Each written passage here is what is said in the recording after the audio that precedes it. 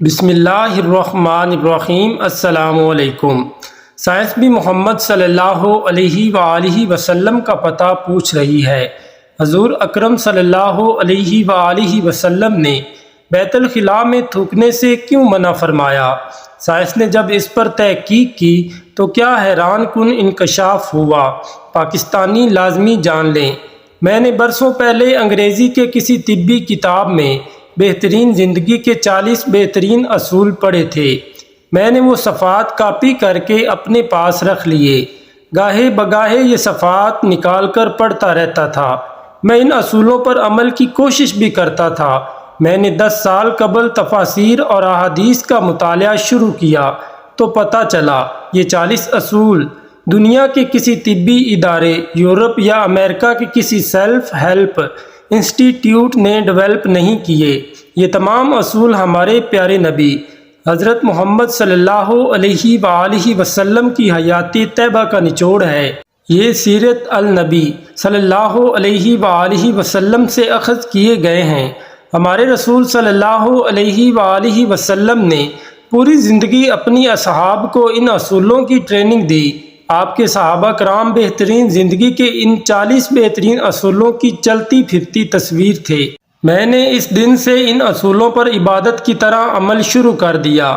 میں ابھی تک ان پر مکمل عمل درآمد نہیں کر سکا، لیکن مجھے یقین ہے اللہ تعالیٰ میری توفیق میں ضرور اضافہ کرے گا اور میں کسی نہ کسی دن آپ صلی اللہ علیہ وآلہ وسلم کے واضح کردہ ان اصولوں پر عمل میں کامیاب ہو جاؤں گا۔ یہ 40 اصول کیا ہیں؟ آپ وہ اصول اور ان اصولوں کی جدید سائنسی توجیہات ملاحظہ کیجئے۔ ناظرین، آپ صلی اللہ علیہ وآلہ وسلم نے فرمایا، فجر اور اشراق، عصر اور مغرب اور عشاء کے دوران سونے سے باز رہا کرو۔ اس فرمان میں بے شمار طبی حکمتیں پوشیدہ ہیں۔ مثلاً آج میڈیکل سائنس نے ڈسکور کیا ہے کہ کرۂ ارض پر فجر اور اشراق کے دوران آکسیجن کی مقدار سب سے زیادہ ہوتی ہے۔ ہم اگر اس وقت سو جائیں تو ہم اس آکسیجن سے محروم ہو جاتے ہیں اور یوں ہماری طبیعت میں بوجھل پن آ جاتا ہے۔ ہم آہستہ آہستہ چڑچڑے اور بیزار ہو جاتے ہیں۔ عصر سے مغرب اور مغرب سے عشاء کے درمیان بھی آکسیجن کم سے کم تر ہوتی چلی جاتی ہے۔ ہم اگر اس وقت بھی سو جائیں تو ہمارا جسم آکسیجن کی کمی کا شکار ہو جاتا ہے اور ہم 10 مہلک بیماریوں میں مبتلا ہو جاتے ہیں۔ دمہ بھی ان 10 بیماریوں میں شامل ہے۔ چنانچہ یہ اوقات جاگ کر گزاریں، آپ پوری زندگی صحت مند رہیں گے۔ میرا تجربہ ہے، ہم اگر ان 3 اوقات میں واک کریں تو ہماری طبیعت میں بشاشیت آ جاتی ہے۔ آپ صلی اللہ علیہ وآلہ وسلم نے فرمایا، بدبودار اور گندے لوگوں کے ساتھ نہ بیٹھا کرو۔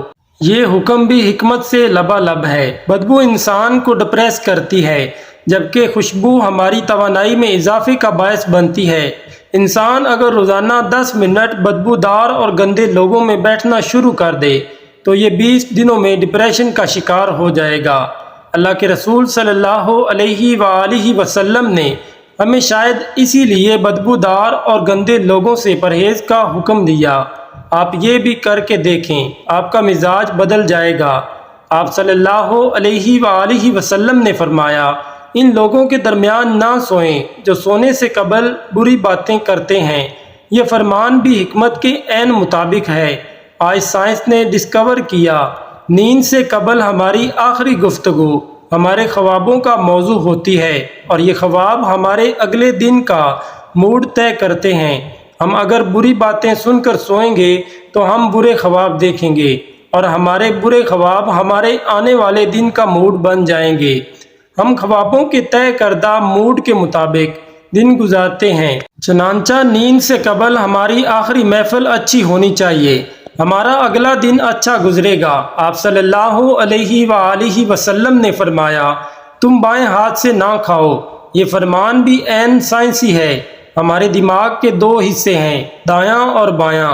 دایاں حصہ مثبت اور بایاں منفی ہوتا ہے۔ ہم جب اپنے جسم کے دائیں ہاتھ سے فیڈ کرتے ہیں تو ہمارے مثبت سوچ مضبوط ہوتی ہے اور ہم جب اپنے بدن کو بائیں ہاتھ سے کھلاتے ہیں تو ہماری منفی سوچ طاقتور ہوتی چلی جاتی ہے۔ اب مشاہدہ کر لیں، آپ کو بائیں ہاتھ کھانے والے اکثر لوگ منفی ملیں گے۔ یہ آپ کو ہمیشہ شکوہ، شکایت، غیبت اور دوسروں کو نقصان پہنچاتے نظر آئیں گے۔ حضور نبی کریم صلی اللہ علیہ وآلہ وسلم نے فرمایا، منہ سے کھانا نکال کر نہ کھاؤ۔ یہ فرمان بھی سائنس سے درست ثابت ہوتا ہے۔ ہمارے منہ میں یہ 10 کروڑ سے 1 ارب تک بیکٹیریا ہوتے ہیں۔ یہ بیکٹیریا مہلک جراثیم بن جاتے ہیں۔ یہ جراثیم ہمارے کھانے میں مل جاتے ہیں۔ یہ کھانا معدے میں جاتا ہے تو معدے کے غدود ان جراثیموں کو دیکھ کر مار دیتے ہیں، یوں یہ ختم ہو جاتے ہیں۔ لیکن جب ہم جراثیم ملے کھانے کو منہ سے نکال لیتے ہیں تو اس جراثیم کو آکسیجن مل جاتی ہے۔ یہ آکسیجن سیکنڈ کے 1000ویں حصے میں ان جراثیموں کی تعداد خربوں تک پہنچا دیتے ہیں۔ یہ جراثیم معدے کے غدودوں سے طاقتور ہوتے ہیں۔ ہم جب منہ سے نکلے لقمے کو دوبارہ منہ میں رکھتے ہیں تو یہ لقمہ معدے میں پہنچ کر زہر بن جاتا ہے اور یہ زہر ہمارے پورے نظام ہضم کو تباہ کر دیتا ہے۔